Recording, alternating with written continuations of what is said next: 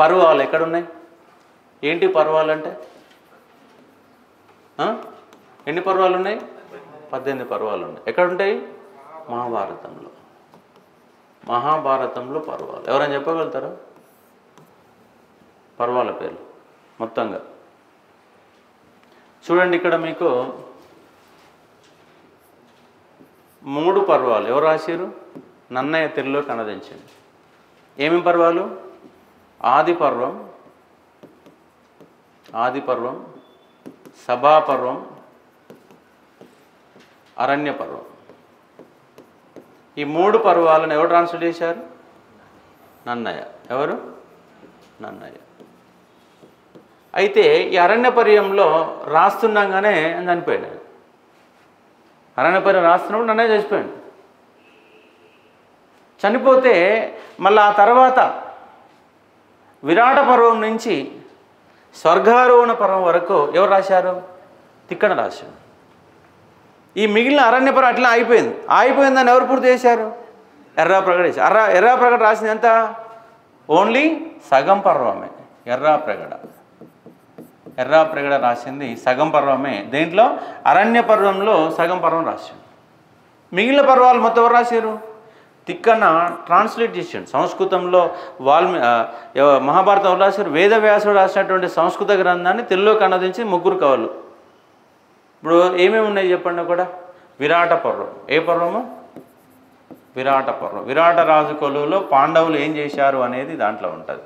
ఆది పర్వంలో వాళ్ళు పుట్టడం, వాళ్ళు పెరగడం, కౌరవులు పాండవులు పుట్టడం, వాళ్ళకి వేద విద్యలు మొత్తం కూడా దాంట్లో కనబడతాయి. సభాపర్వంలో ఎవరు? పంచపాండవుల పెద్దోడెవడు? ధర్మరాజు. ధర్మరాజు ఎట్లా అధికారంలోకి వచ్చిండు?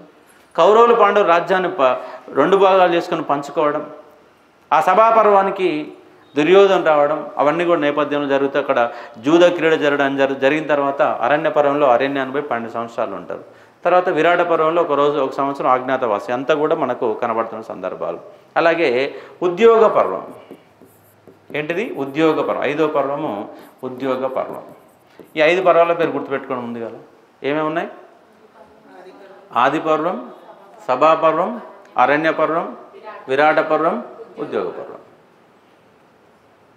5 పర్వాలు ఒక లెక్కను గుర్తుపెట్టుకోండి. మొత్తం 18 పర్వాలు. గుర్తుండవు, మర్చిపోతాం.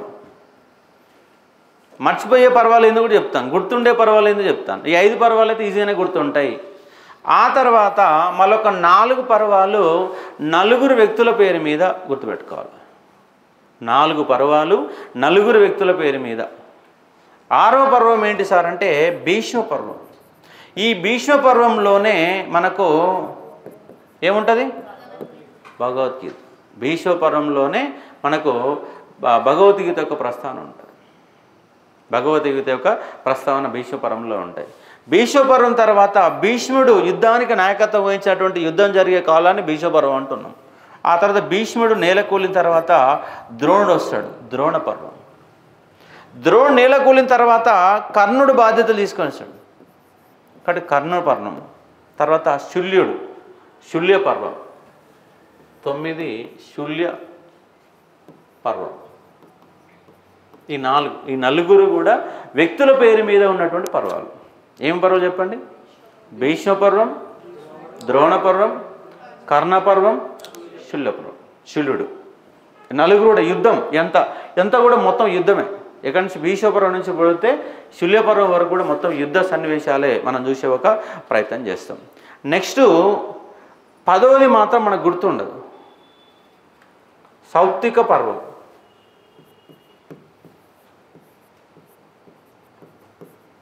సౌప్తిక పర్వం. నెక్స్ట్ మళ్ళీ 11వ పర్వం కనుక చూస్తే శ్రీ పర్వం. శ్రీ పర్వం. 12 శాంతి పర్వం. శాంతి పర్వం. అట్లాగే 13 మనకు కొంచెం మళ్ళా క్రిటికల్గా ఉంటుంది. 13వ పర్వం అనుశాసనిక పర్వం. అనుశాసనిక పర్వం. అనుశాసనిక పర్వం. అట్లాగే 14, 15. 14లో మనకు యాగాలు, ఏమేమి యాగాలు ఉంటాయి మనకు?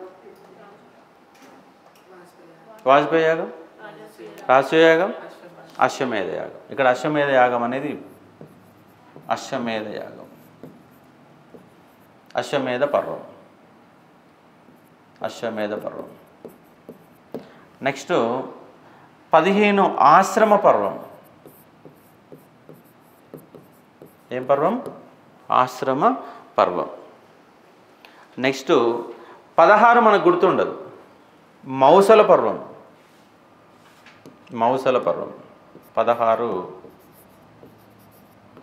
మౌసల పర్వం.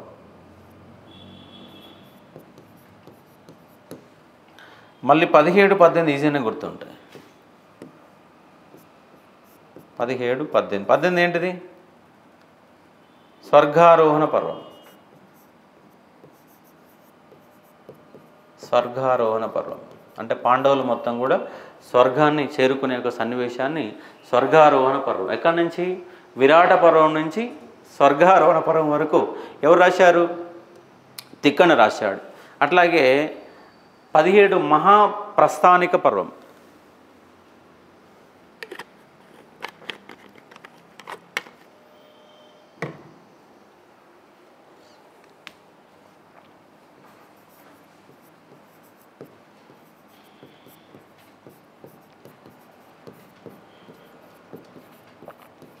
మహాప్రస్థానం గుర్తుపెట్టుకోండి. మహాప్రస్థానిక పర్వం కానీ మహాప్రస్థావనను గుర్తుపెట్టుకుంటే సరిపోతుంది. 18 గుర్తుంటాయా? మీరు ఒకసారి 18 సార్లు ట్రై చేస్తే గుర్తొస్తుంది. 18 పర్వాలు ఉన్నాయి కదా, 18 సార్లు ట్రై చేయండి. ఉపయోగపడుతుంది. ఊర్లో పోయినాం, ఎవరో ముచ్చ చెప్తున్నారు అనుకో, నీకంటే నాకే ఎక్కువ పర్వాల పేరు చెప్తూ చూడని 18 పర్వాలు చెప్తాను కానీ నిజంగా పండితుడా బాబు అనుకుంటాడు లేదు. పర్వాల పేర్లు ఒకసారి మనం గుర్తుపెట్టుకోవాలా. పురాణాలు గుర్తుపెట్టుకోవాలా, కాండాలు గుర్తుపెట్టుకోవాలా. ఇప్పుడు చూడండి, ఇక్కడ మనం ఏం చేసినాం? ముందుగా 5 అన్నాం, తర్వాత ఏమంటున్నాం? 4 అంటున్నాం, తర్వాత 4, 9 అయిపోయినాయి. ఫస్ట్ 5 ఏంటివి?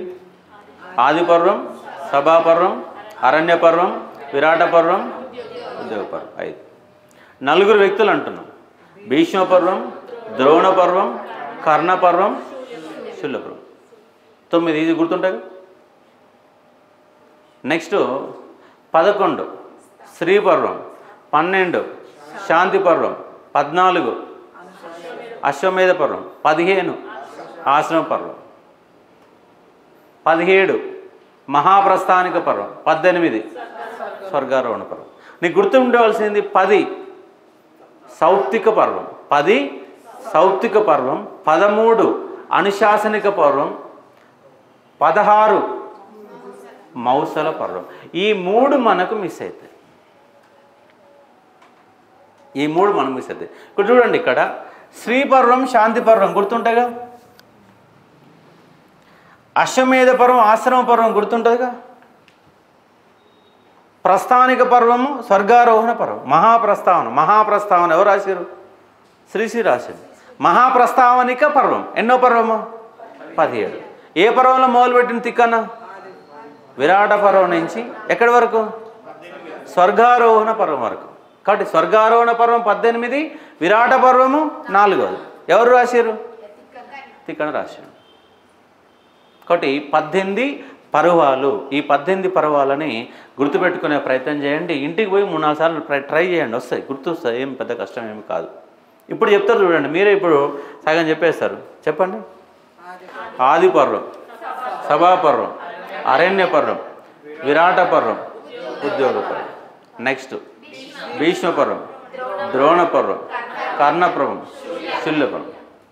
10 సౌప్తిక పర్వం, 11 శ్రీ పర్వం, 12 శాంతి పర్వం, 13 అనుశాసనిక శాసనం. ఎన్నోది?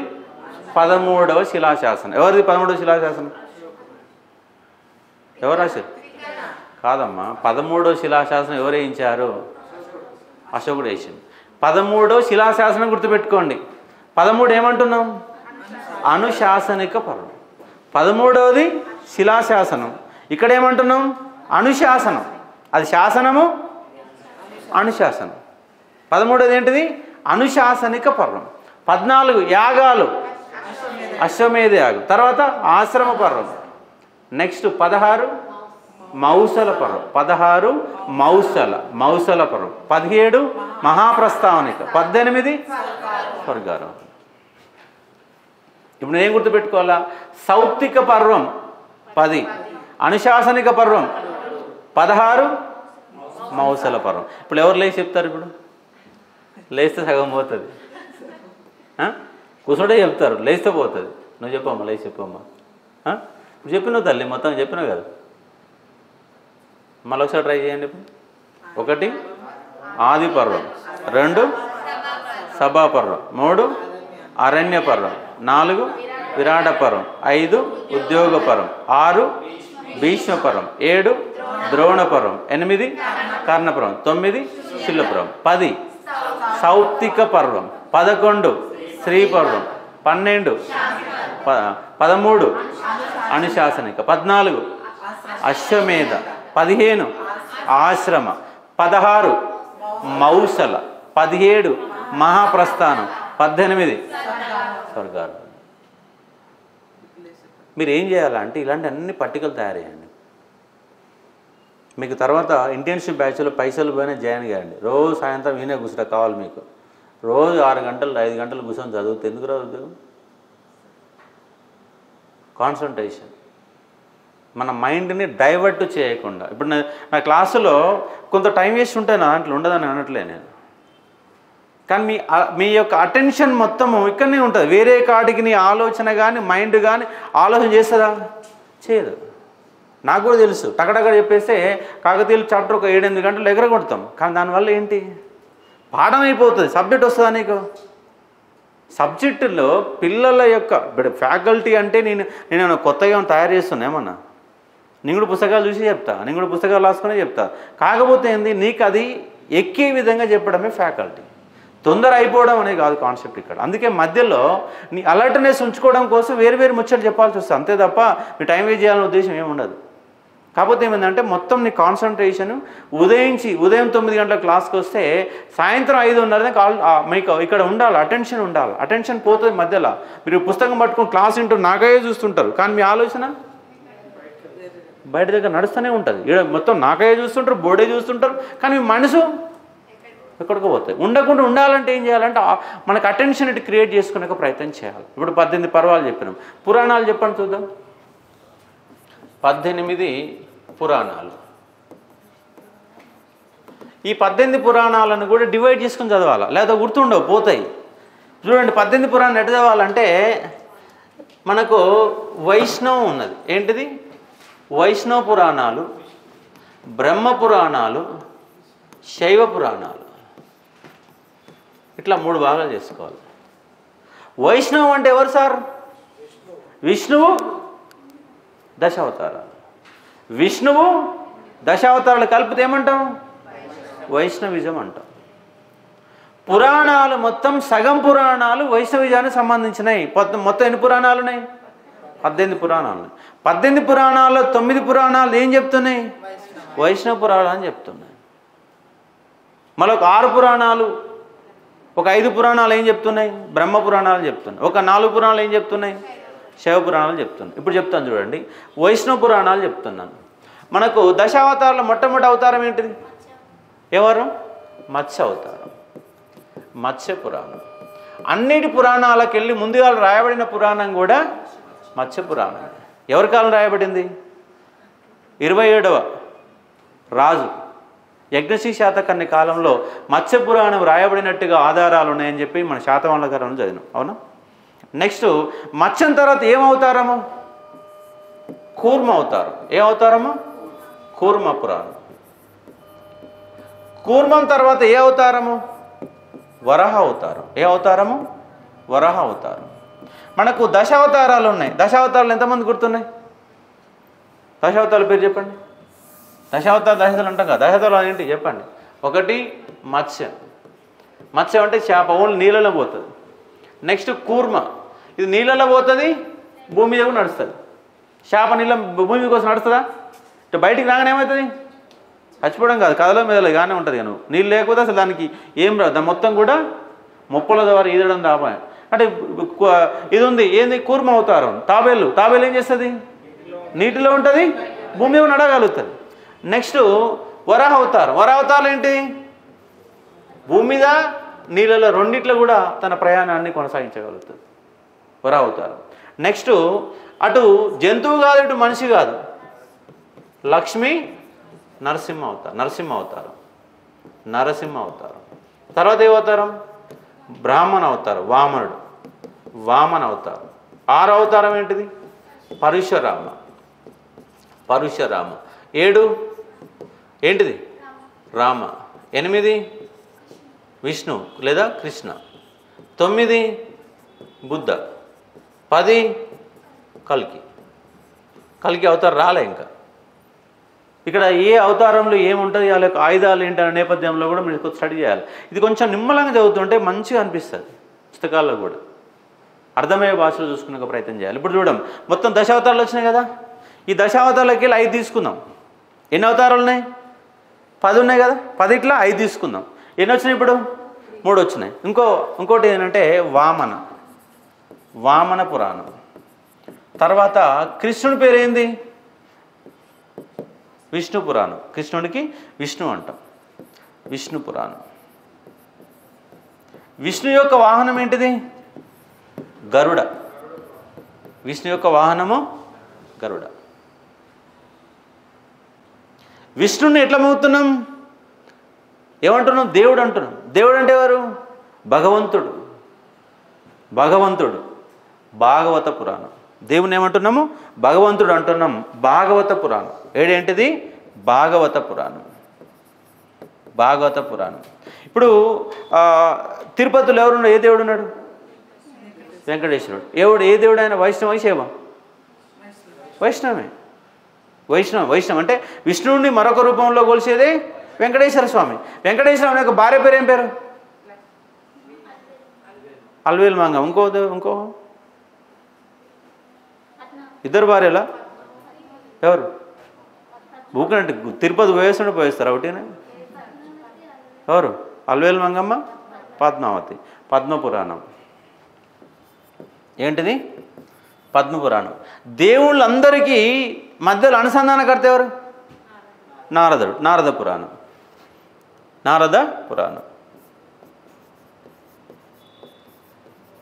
గింతే, ఏముంది పురాణాలు గుర్తుండవా, పుట్టి చదవండి మీరు. 3 గంటలు ప్రయత్నం చేసి రాదు. కాకపోతే దాన్ని ఎట్లా గుర్తుపెట్టుకోవాలా అన్న కాన్సెప్ట్లో చూస్తూ వస్తుంది. చూడండి, ఇప్పుడు దశావతారాలు ఎన్ని వచ్చినాయి, 5 వచ్చినాయి. 5 10 5 పురాణాల రూపంలో చూసుకోవాలి. 1 మత్స్య అవతారం, 2 కూర్మ పురాణం, 3 వరాహ పురాణం, 4 వామన పురాణం, 5 విష్ణు పురాణం, 6 విష్ణు యొక్క గరుడ పురాణం. విష్ణు యొక్క వాహనము గరుడ పురాణం. తర్వాత విష్ణువుకు మరో రూపంలో వెంకటేశ్వర స్వామి యొక్క భార్య పేరు పద్మ పురాణం. అలాగే అందరికి మధ్యలో ఉండే వ్యక్తి ఎవరంటే నారదుడు. ఏంటిది, నారద పురాణం. ఇవన్నీ ఏంటివి, వైష్ణవ మత పురాణాలుగా చెప్పబడినాయి. నెక్స్ట్ బ్రహ్మ పురాణాలు. రెండవది ఏంటిది, బ్రహ్మ పురాణం పేరు మీద 10 బ్రహ్మ పురాణం, బ్రహ్మాండ పురాణం, బ్రహ్మైవర్త పురాణం. అయిపోయా, ఏముంది, 12. బ్రహ్మాండ బ్రహ్మైవర్త. నెక్స్ట్ 13 మార్కండేయ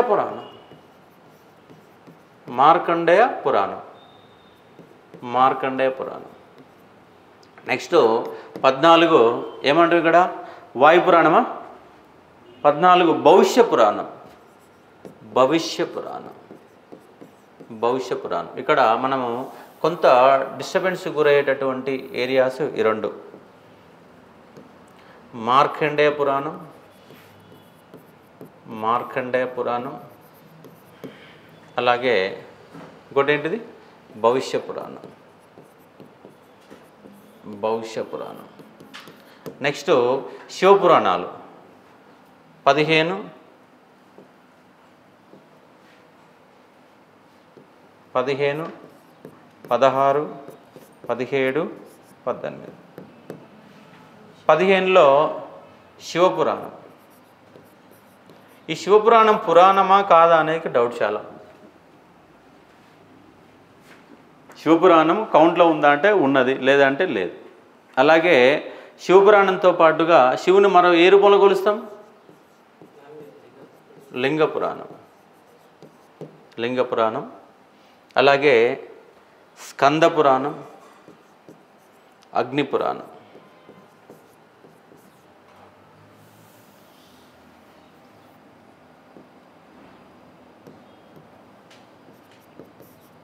స్కందపురాణం, అగ్నిపురాణం. అగ్నిపురాణం లేదు, ఇది లేదు అనుకుంటే వాయుపురాణం రాసుకోవచ్చు.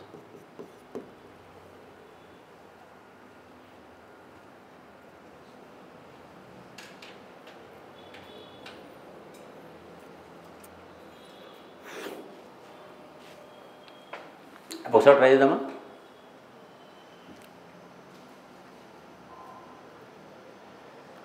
మత్స్య పురాణం, కూర్మ పురాణం, వామన పురాణం, విష్ణు పురాణం.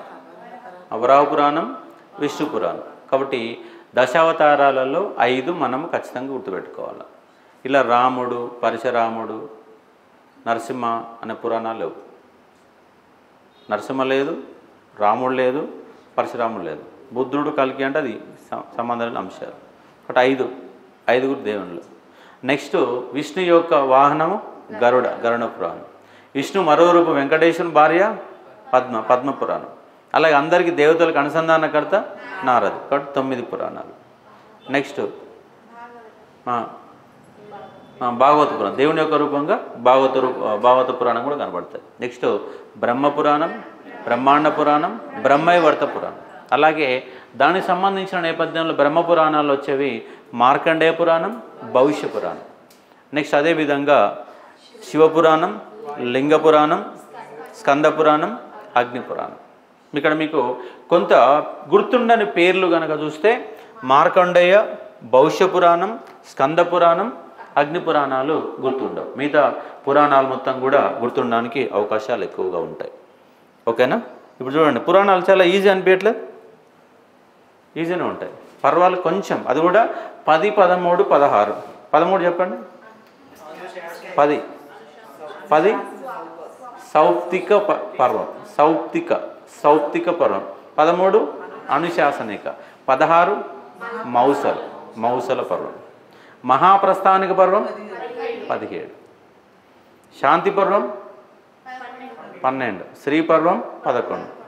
అలాగే యాగాలలో అశ్వమేధ పర్వం ఎన్నో పర్వం? 14. తర్వాత వచ్చింది ఆశ్రమ పర్వం. నెక్స్ట్ పురాణాలు చెప్పండి. మత్స్య పురాణం, కూర్మ పురాణం, వరాహ పురాణం, వామన పురాణం, విష్ణు పురాణం, గరుడ పురాణం, భాగవత పురాణం, పద్మ పురాణం, నారద పురాణం, బ్రహ్మ పురాణం, బ్రహ్మాండ పురాణం, బ్రహ్మైవర్త పురాణం, మార్కండేయ పురాణం, భవిష్య పురాణం, శివపురాణం, లింగ పురాణం, స్కంద పురాణం, అగ్ని పురాణం. ఇవన్నీ మీరు ఇంట్లో చెప్పండి. పిల్లలకి చెప్తుంటే అది మీలో దేవుని గురించి బాగా భక్తి ఎక్కువ ఉంది అనుకుంటారు. నెక్స్ట్ మనకేమున్నాయి? కాండాలు ఉన్నాయి. ఏంటివి? కాండాలు. మీరు కాండాలు అని కొట్టండి, 7 కాండాల పేరు చూపిస్తుంది మీకు. గూగుల్లో కొడితే కాండాలు అన్నా అనుకో, రామాయణంలోని కాండాలు అంటే అప్పుడు నేను చూపిస్తాను. లేకపోతే కాండాలను కొట్టాం అనుకో, ఆ కాండాలకు వెళ్ళిపోతా ఉంది. కాబట్టి రామాయణంలోని కాండాలు, రామాయణంలోని ఇట్లా రాయచ్చు కాండాలు. చెప్పండి. 1 రాముడు బాలుడుగా ఉన్నాడు, బాలకాండ. రాముడు పట్టాభిషేకం ఎక్కడ? అయోధ్యలో పట్టాభిషేకం చేసుకున్నాడు, అయోధ్యకాండ. రాముడు సీతని అడవిలో పంపిండు, అరణ్యకాండ ఉంది, అరణ్య పర్వం ఉంది. ఎందుకంటే దాంట్లో అరణ్యాలకేమో పాండవులు పోతే ఇక్కడనేమో ఎవరు పోతారు? ఛార్జింగ్ పోయిందా?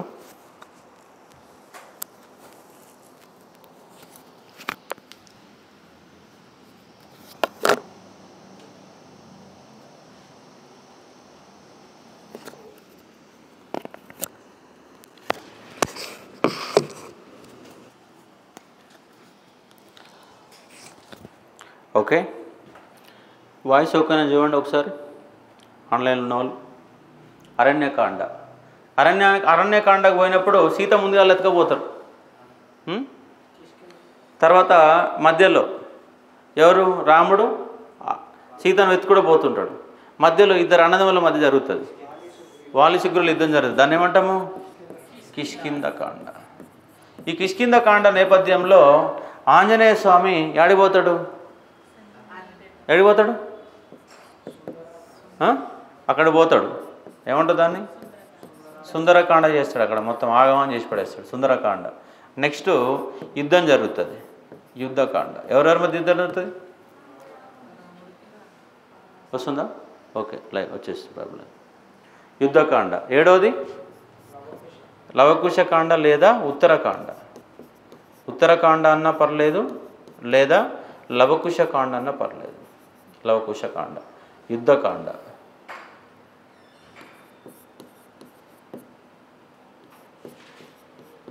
లవకుశకాండ. ఇవి 7 కాండాలు. బాలకాండ, అయోధ్యకాండ, అరణ్యకాండ, కిష్కింధకాండ, సుందరకాండ, యుద్ధకాండ, లవకుశకాండ లేదా ఉత్తరకాండగా పిలిచే ప్రయత్నం చేస్తాం.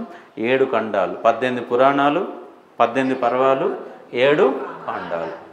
అట్లాగే 6 వేదంగాలు, 6 షడ్దర్శనాలు, 4 ఉపవేదాలు, 4 వేదాలు, 4 వేదాలకు అనుబంధాలు, 2 ఇతిహాసాలు. ఇవన్నీ కూడా మీరు గుర్తుకొచ్చి చెప్పుకోవాలి. వేదంగాలు చెప్పండి. వేదంగాలు అంటే ఏంటి? షడ్దర్శనాలు చెప్పండి. షడ్దర్శనాలు ఎన్ని? 6 చెప్పండి. సాంఖ్య, యోగ, ఉత్తరమీమాంస, పూర్వమీమాంస, వైశేషిక. వేదంగాలు 6, సారీ షడ్దర్శనాలు 6. షడ్దర్శనాలు సాంఖ్య, యోగ, మూడంటి వైశేషిక, ఉత్తర మీమాంస, పూర్వ మీమాంస. ఇంకోటి ఏంటి? జైమిని కాదమ్మా, రాసింది జైమిని. వైశేషిక, సాంఖ్య, యోగ, న్యాయ. అక్షపాద గౌతమ చెప్పు. ఏంటివి? షడ్దర్శనాలు. వేదంగాలు చెప్పండి. శిక్ష, కల్ప, నిరుక్త, వ్యాకరణ, జ్యోతిష, ఛందస్సు. ఏంటిది? ఛందస్సు. ఇవి మనకు 6.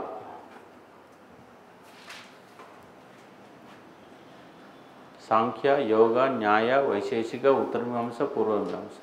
వేదంగాలు శిక్ష, కల్ప, నిరుక్త, వ్యాకరణ, జ్యోతిష, ఛందస్సు. ఇలాంటివన్నీ ఇక్కడ క్విజ్ కాంపిటీషన్ పోతే బ్రహ్మాండంగా వస్తాయి. టీవీ ప్రోగ్రాంలు ఉంటాయా, అక్కడ అక్కడక్కడ స్పీడ్ వచ్చేస్తుంది. ఇలాంటి కాన్సెప్ట్ మనకు ఐడియా ఉంటే ఈజీ ఉండడానికి అవకాశాలు ఎక్కువ ఉంటాయి.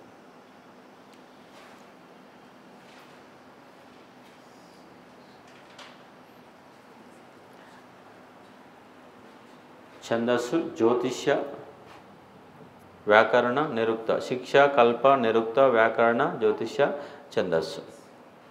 నెక్స్ట్ మనకు వేదాలు, అనుబంధాలు. చెప్పండి. సంహితలు, బ్రాహ్మణాలు,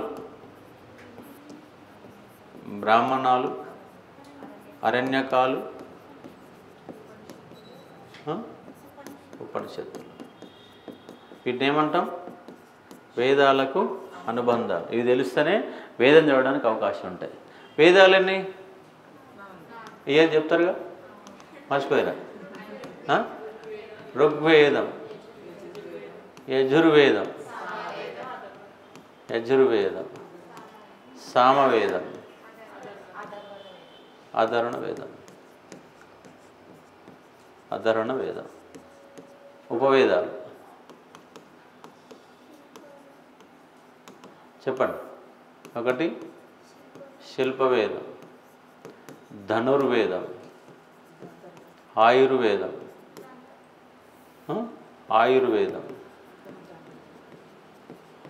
గాంధర్వ వేదం. అట్లాగే 2 ఇతిహాసాలు. ఏంటి ఇతిహాసాలు? రామాయణము, మహాభారతం. ఒకటి ఆలు పంచాయతీ, 2 పాలు పంచాయతీ.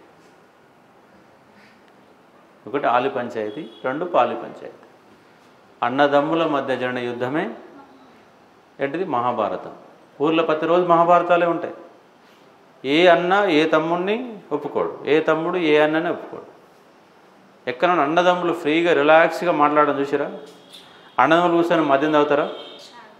ఎవరెవరు తాగుతారు? బహుమూర్తులు తాగుతారు. మంది తాగాలంటే బహుమూర్తులు ఉంటారు. అన్నదమ్ములు తాగుతారా?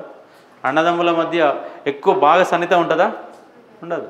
మ్యారేజ్ అయినాక 5 years 3 yearsలో డిఫరెన్సెస్ వచ్చేస్తాయి. కారణం ఎవరు? మీరే. వ్యవస్థను నిర్మూలించాలంటే మీరే కాదా? మీరే కదా అంత పంచాయతీ పెట్టేది. లైన్లో ఉన్న వాళ్ళు చెప్పండి. అమ్మాయిలు పంచాయతీ పెట్టేది మీరే కాదు చెప్పండి. 100% మీరే. కుటుంబాలు విడిపోతున్నాయి అంటే దానికి గల కారణం ఓన్లీ ఫర్ ఉమెన్స్. మీరే, ఒకదాని కాదు. ఎందుకంటే మీ సార్ ఒక్కటేనేది.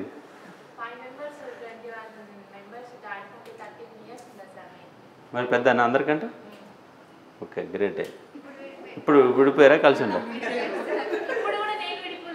సరే, మొత్తంగా ఎవరు విడగొట్టారు? ఎవరి వల్ల విడిపోయింది? మరిది వల్లనా, మీ ఆరాల వల్ల?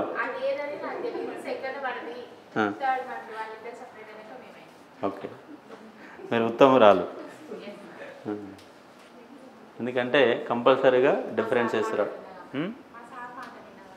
మీరు డివైడ్ చేయాలని ప్రయత్నం చేసి ఉంటారు. కాకపోతే మీ సార్ గట్టిగా ఉంటాడు.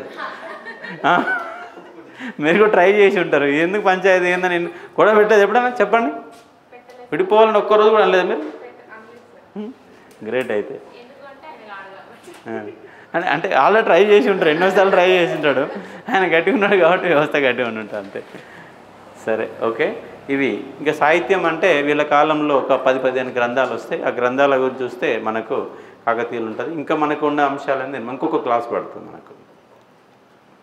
యాక్చువల్గా ఇది మనకు సంబంధం లేని టాపిక్. కాకపోతే ఏంటంటే ఒక చరిత్ర కాన్సెప్ట్ నేపథ్యంలో ఖచ్చితంగా మనకు వీటి మీద అవగాహన గ్యారెంటీ ఉండాల్సిందే. ఉండకపోతే వర్కౌట్ కాదు. 1-4 సార్లు ప్రయత్నం చేయండి. ఇప్పుడు చెప్పింది కాబట్టి గుర్తుంటుంది. మళ్ళీ మర్చిపోతారు, 100% మర్చిపోతారు. మర్చిపోకుండా ఉండాలంటే మళ్ళీ ట్రై చేయాలి. ఇటువంటి మీరు అన్ని పట్టికలు తయారు చేయండి. తెలంగాణ హిస్టరీలో పదజాలం మనం ఆల్రెడీ షార్ట్ వీడియోస్ పెట్టినాం. పదజాలం మొత్తం ఒక దగ్గర రాయండి, పరిపాలన మొత్తం ఒక దగ్గర రాయండి, మొత్తం నిర్మాణాలను ఒక దగ్గర తీసుకురండి, శాసనాలను ఒక దగ్గర తీసుకురండి. మొత్తం మీరే సొంతంగా రాయండి అంటుంది. నా షార్ట్ నోట్స్ ఉంది, అది పక్కన పెట్టేసి నువ్వు సొంతంగా నీ నోట్స్ తయారు చేయి. అప్పుడు ఏమైందంటే మైండ్ కాన్సన్ట్రేషన్ పెరుగుతుంది.